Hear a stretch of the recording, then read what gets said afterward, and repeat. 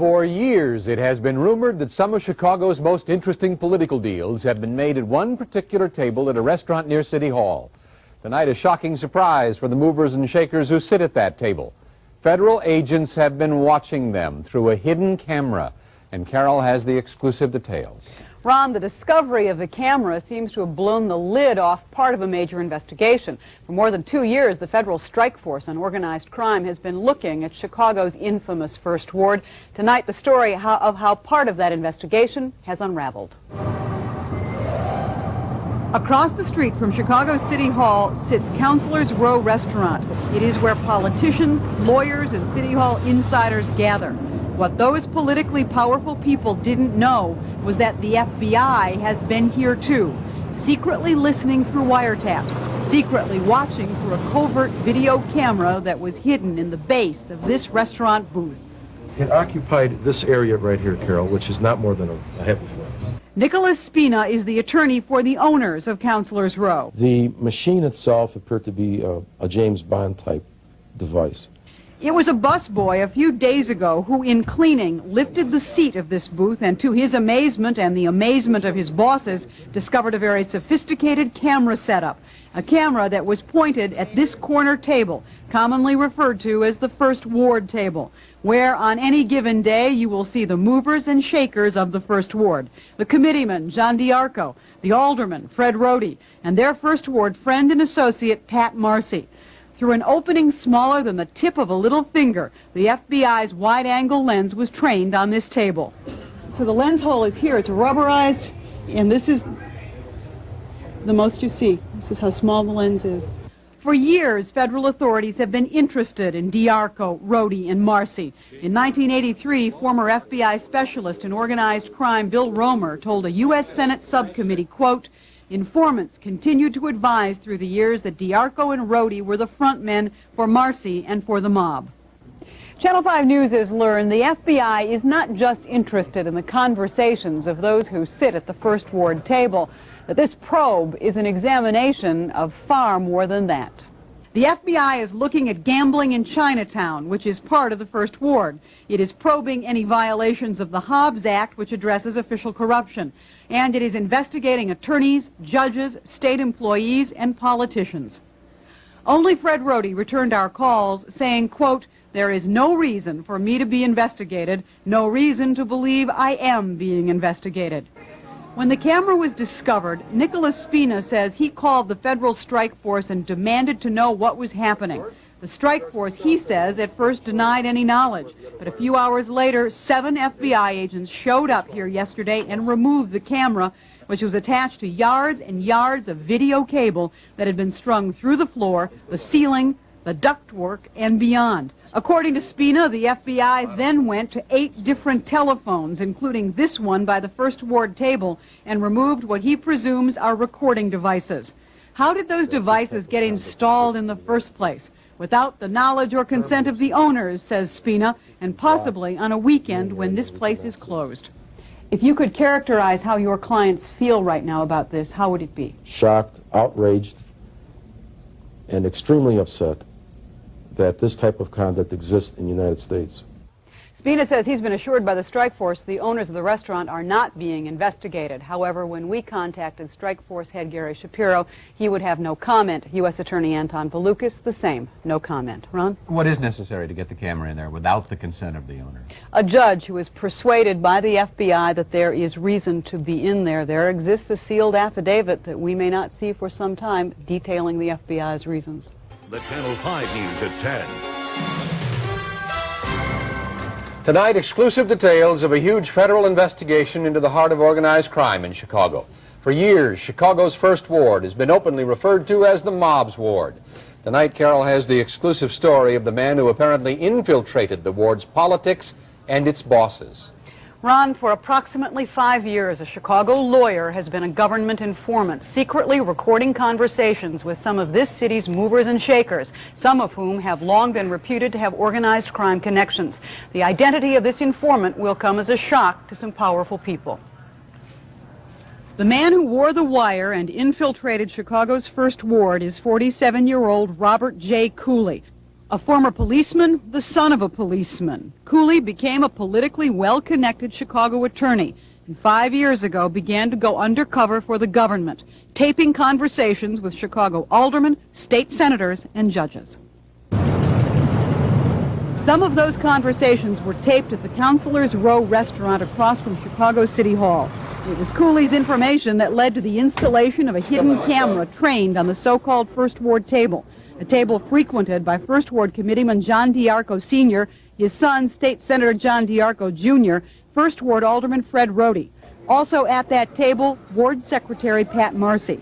Often prominent Chicago judges, lawyers, politicians, and business people would stop by for lunch and conversation. That camera was accidentally discovered by a busboy back in July. We don't know what that camera will provide, but my understanding is that there's a lot of interesting tape that is being reviewed from that. Bill Lambie is a former government agent and former investigator for the Chicago John Crime DiArco's the First Commission. Ward. He has long studied the workings of the First Ward.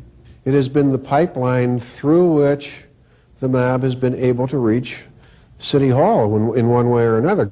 That alleged pipeline may have been severely shaken by the events of this day. Channel 5 News has learned that First Ward Alderman Fred Rohde and First Ward Secretary Pat Marcy were called into the U.S. Attorney's Office today, where prosecutors and other agents of law enforcement, according to sources, communicated some of the information that undercover mole Robert J. Cooley had helped them acquire. Marcy and Rohde, according to sources, have two choices. That is, cooperate with the government or face the consequences.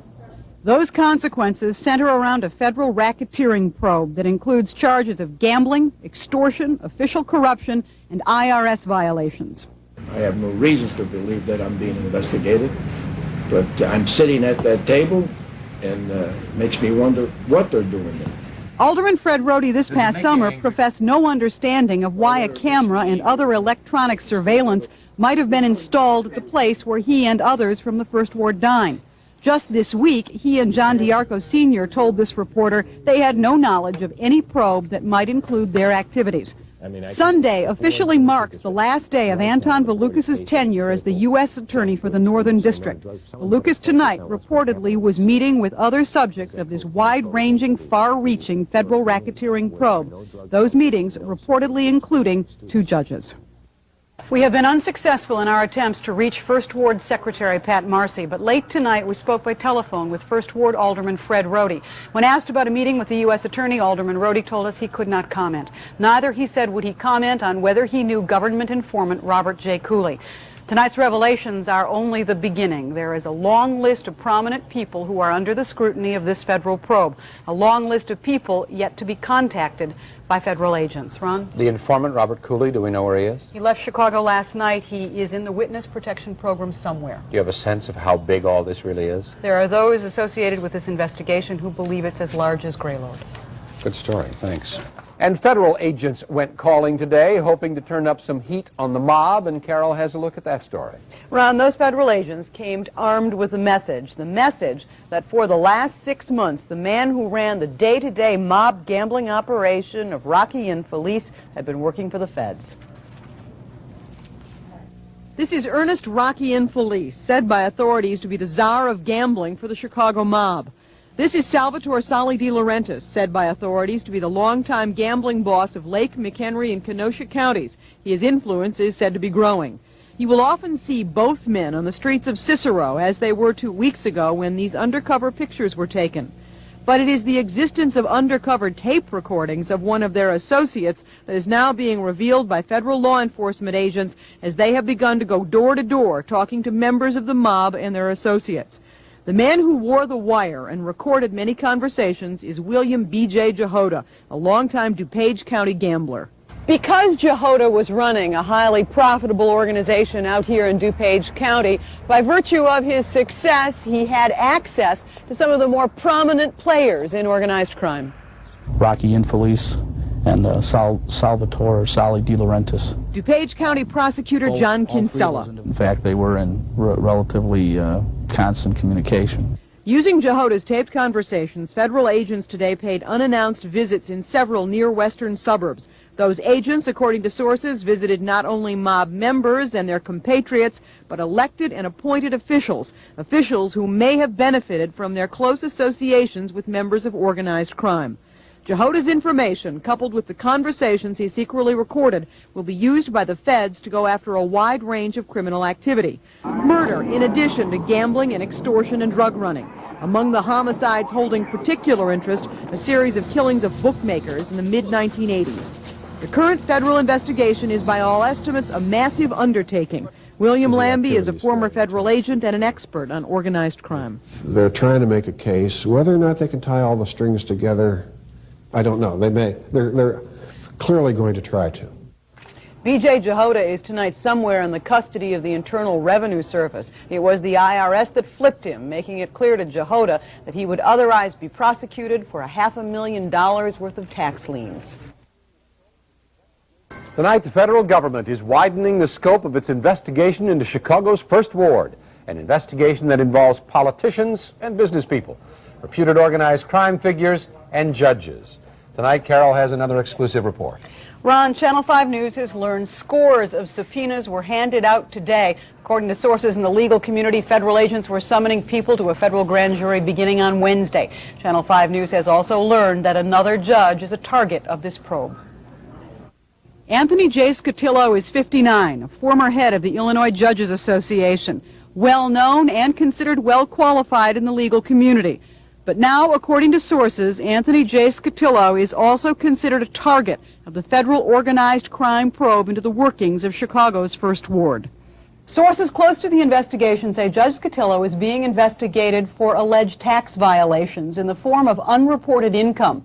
Those same sources say investigators want to know how that alleged income might have been earned. Judge Scotillo works in the Chancery Division of the Circuit Court under presiding Judge David J. Shields. Last Friday, Unit 5's Peter Carl reported Judge Shields has already been subpoenaed to the grand jury and is also considered a target. Both Shields and Scotillo have, as many judges do, long-standing ties to Chicago politics. Each has been a precinct captain, and in Scotillo's case has given money to Chicago's First Ward organization. In 1987, the committee to retain Judge Scotillo gave the First Ward $800, and in 1988 gave $800 again. The First Ward, under the leadership of Committeeman John D'Arco, has long been reputed to have organized crime connections. Now, First Ward politicians are under federal investigation. As we first reported last Thursday, Alderman Fred Rohde and Ward Secretary Pat Marcy have been ordered to appear before the grand jury, along with State Senator John D'Arco Jr., son of First Ward Committeeman John D'Arco Sr. Investigators want to know what they might know about gambling, extortion, official corruption, and IRS violations. Today, Mayor Richard Daley was asked his reaction to revelations of this investigation. There was always an ongoing investigation dealing with corruption in government.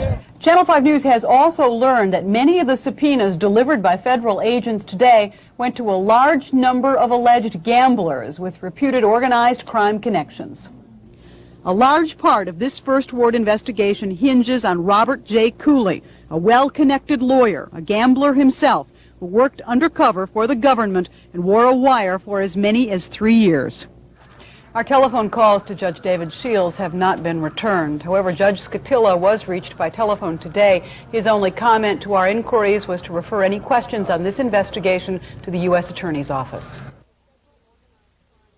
For almost a week now, a federal organized crime investigation into Chicago's First Ward has been a lead story in this town. Tonight, another headline. Channel 5 News has learned that a well-known criminal court judge in Chicago is yet another of the targets of this probe. That judge is Thomas J. Maloney. He is 64 years old. A former criminal defense attorney, he left his practice for the bench in 1977. Maloney was slated by the regular Democrats, and his political sponsor is said to be former 10th Ward Alderman Edward Verdoliak. Channel 5 News has learned that Judge Maloney has been of interest to federal investigators for at least 3 years, and that he is currently under investigation by the U.S. Attorney's Office, the FBI, and the IRS. Those investigations, according to knowledgeable sources, center around Maloney's income and his conduct in the courtroom.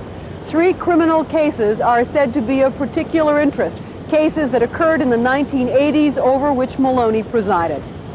In 1981, in Chicago's Chinatown, a 4-man assassination team from New York came to commit murder. Maloney found the men not guilty. One of the defense lawyers in that case was Robert J. Cooley, whom we first revealed last Thursday has been working as a government informant in the current First Ward organized crime probe.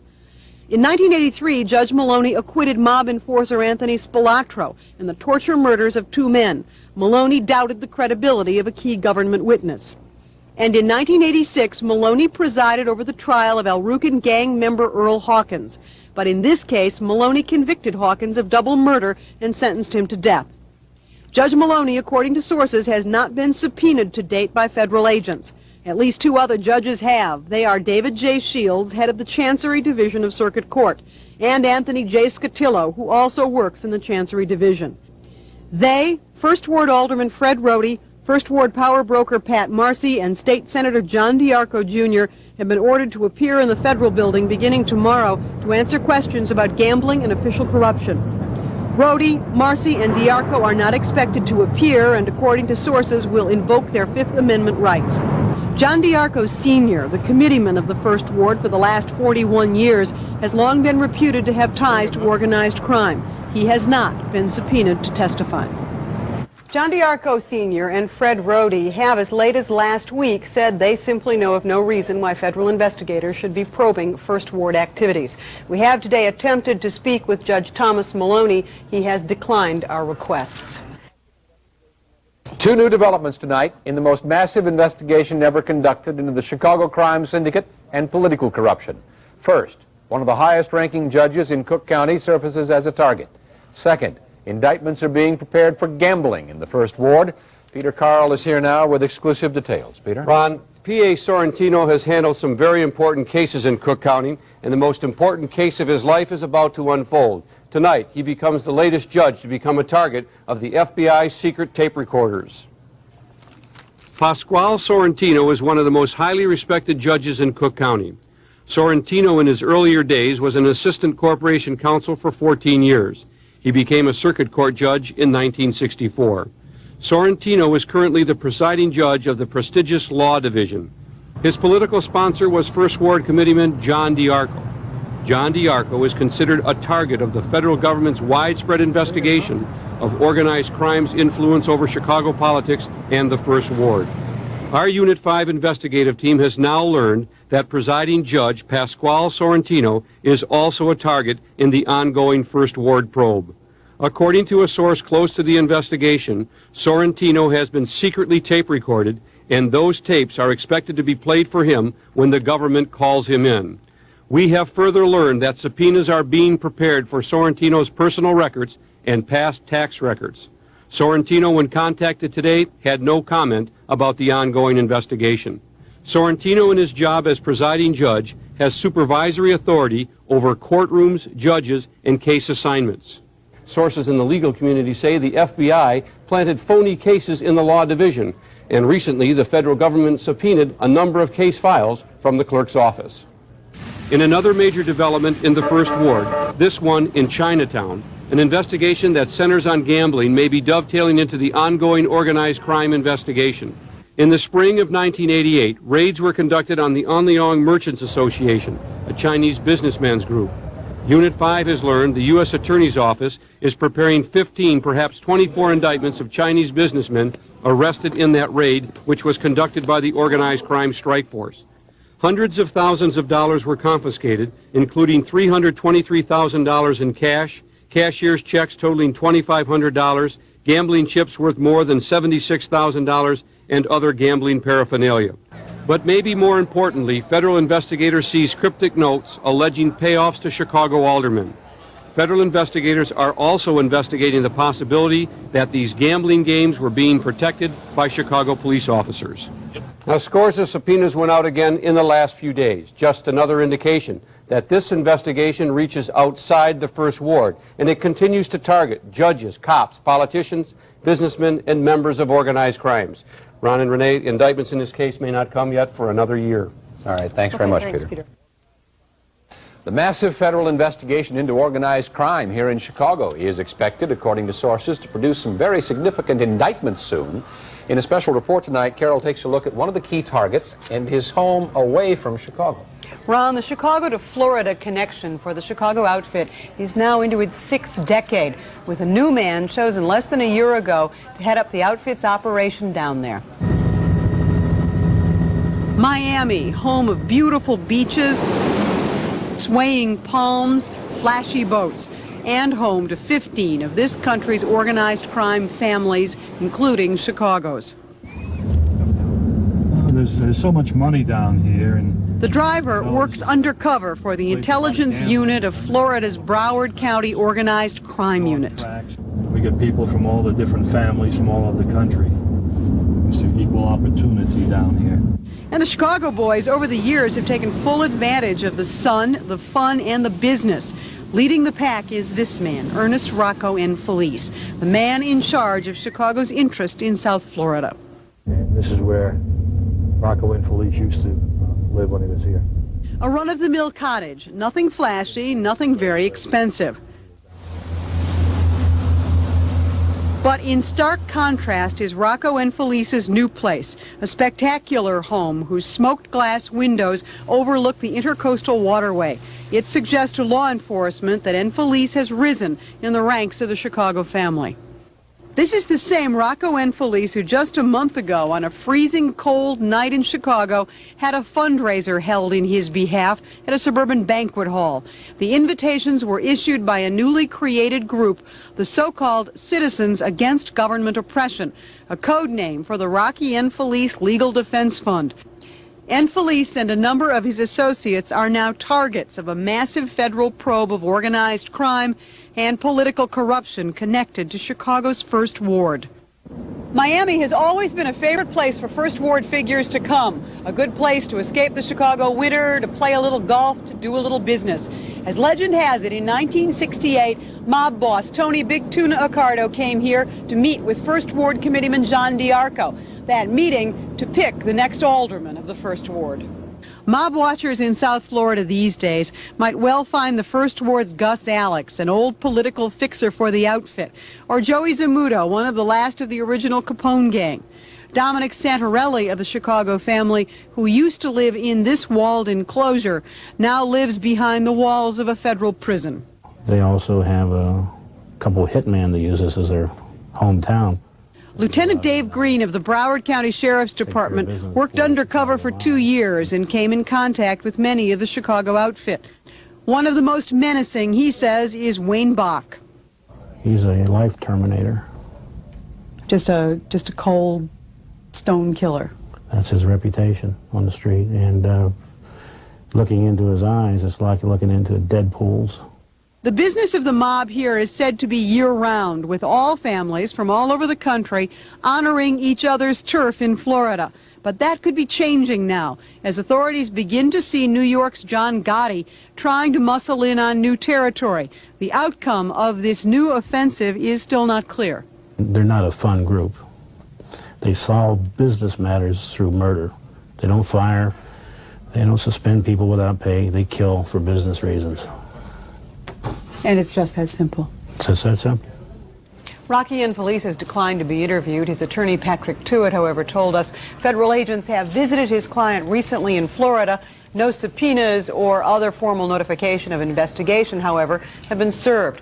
Mr. Tewitt added that the new house in which Felice resides in Florida is not owned by Felice himself. It is owned by Felice's mother-in-law.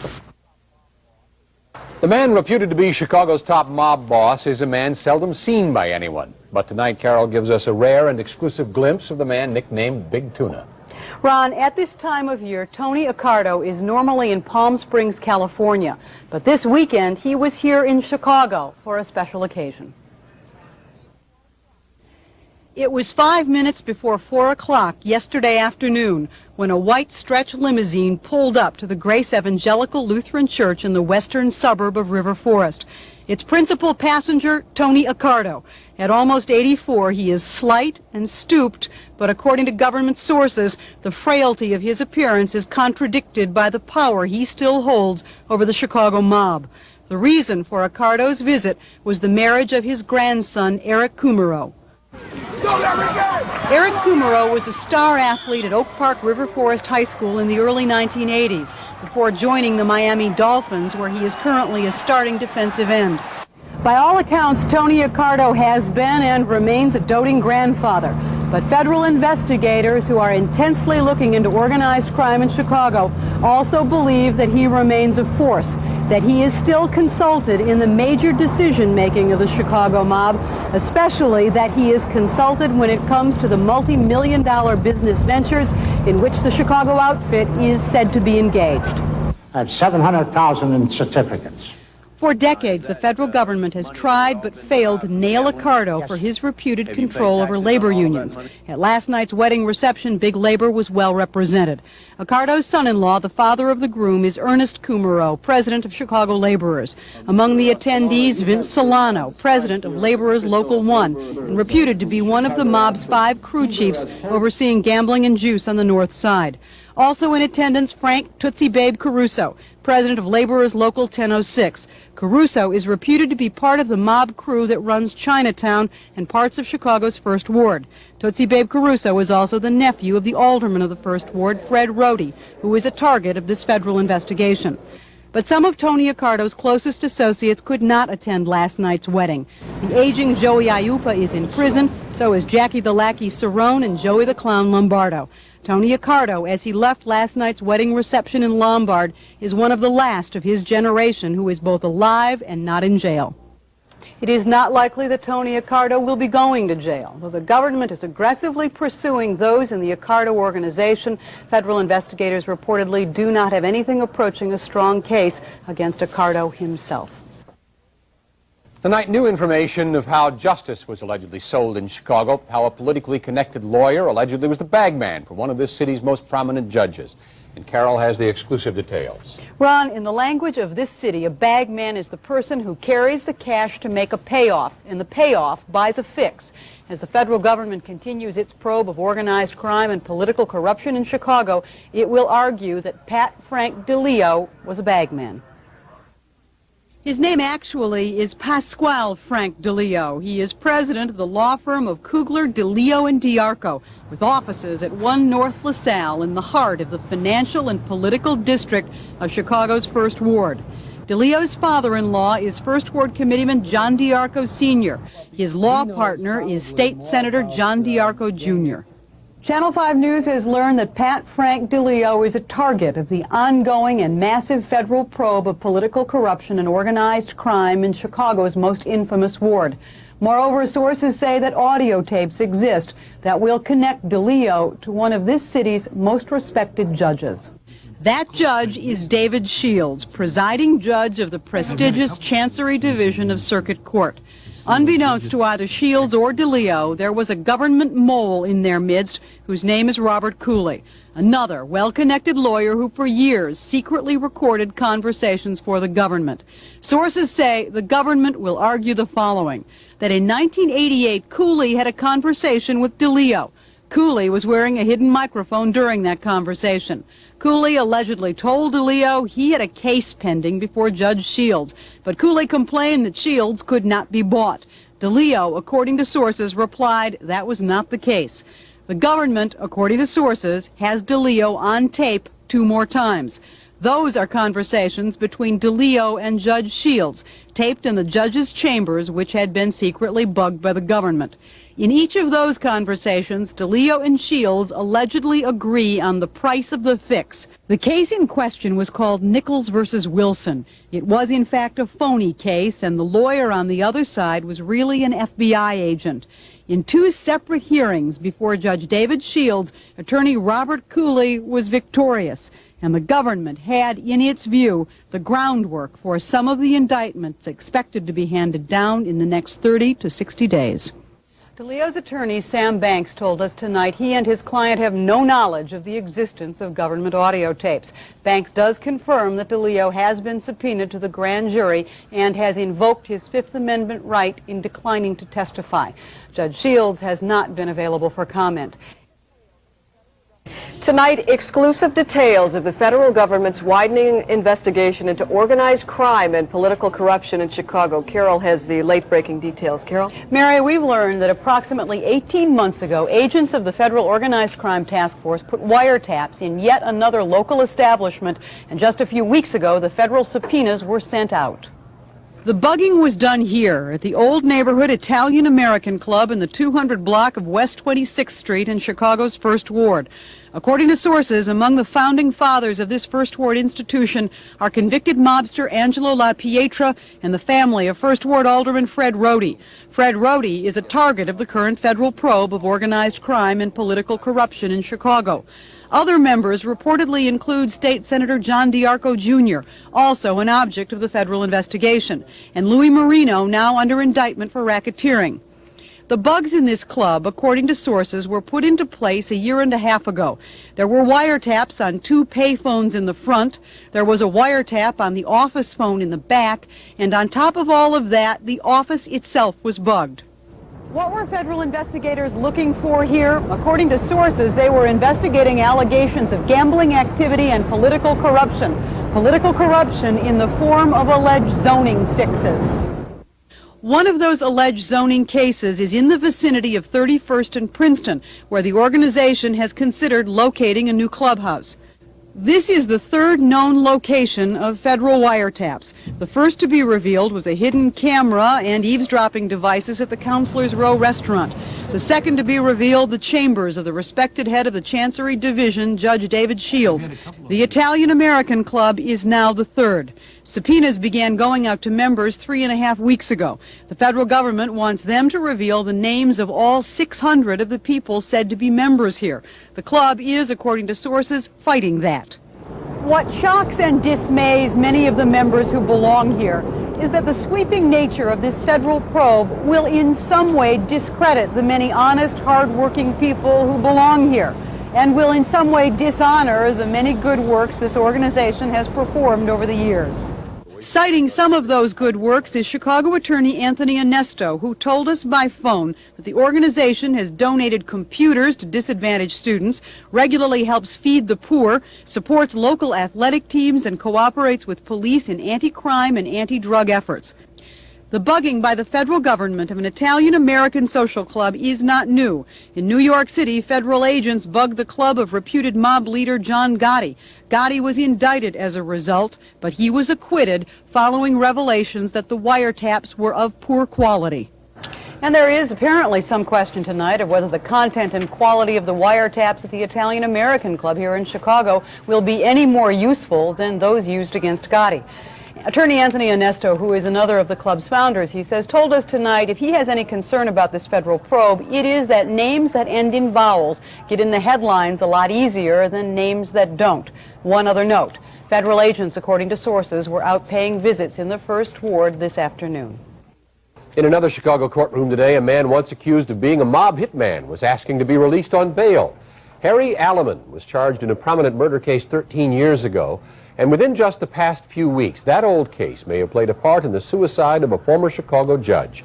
Carol has the latest on the story. Ron, Harry Alleman is one of 20 alleged mobsters and bookies indicted in the first wave of a huge federal probe of organized crime and official corruption here in Chicago. Federal authorities regard Alleman as a professional killer. At age 52, Harry Alleman still looks much the same as he did 13 years ago. Slightly built, chiseled features, and a steely, silent gaze. Today in federal court, Alleman's attorney argued his client should be granted bail because he posed no threat to society. Alleman's daughters testified that their father was a devoted family man and would never flee prosecution. Today's hearing marks just the latest chapter in the history of a man who years ago created some of Chicago's biggest headlines. Headlines the federal government has of late been re-examining. Judge acquits hit suspect, read the Tribune. On May 25, 1977, the Sun-Times reported Harry Alleman smiled broadly as Judge Frank Wilson said Alleman was not guilty of the 1972 murder of William Logan. Judge Wilson's decision was a solitary one. It was a bench trial. There was no jury. The decision came in spite of eyewitnesses like Robert Lowe, who in court pointed out Harry Alleman as the man he saw holding a gun at the murder scene. And Luis Almeida, an avowed accomplice to the murder, who testified he was the driver of the getaway car who saw Alleman shoot William Logan. Though Judge Wilson listened to the witnesses, he ruled their testimony was inconsistent. Wilson said the evidence was not strong and the prosecutors did not prove beyond reasonable doubt that Alleman was guilty. The prosecutor in charge was Cook County State's Attorney Bernard Carey, who was outraged at Wilson's verdict. We will never see a case with better evidence for a crime syndicate killing than we saw presented in this courtroom this week. But there was more. There were allegations that Alleman tried to bribe a witness. Judge Wilson sided with Alleman's attorney Frank Whalen and refused to allow those allegations to be heard in open court. Mr. Alleman, do you have any reaction, sir, to the verdict? Following his acquittal, Alleman had no comment. Judge Wilson would not answer questions. He instead issued a prepared statement acknowledging that while his decision was unpopular, it was the right thing to do. 2 months after that acquittal, Alleman was again indicted, this time on a federal charge of interstate home invasion. And before another year would pass, he was convicted. Unlike the case before Judge Wilson, this time prosecutors came in praise of the judge, Stanley Ruskowski. And it's a tribute to the courage of the judge. After 11 years in prison, in April of last year, Harry Alleman was paroled. Within a week, prosecutors in the current racketeering case claim that Alleman was paid $100,000 from the estate of the late mob boss, Joseph Ferriola, who was also Alleman's uncle. Channel 5 News has learned that within the past 6 months, federal authorities reached out for Judge Frank Wilson, who had retired to Arizona. He was subpoenaed to appear before a federal grand jury here. But Judge Wilson never testified. On February 5th of this year, according to the medical examiner in Arizona, Judge Frank Wilson killed himself. 2 days after Wilson's suicide, Harry Alleman was indicted.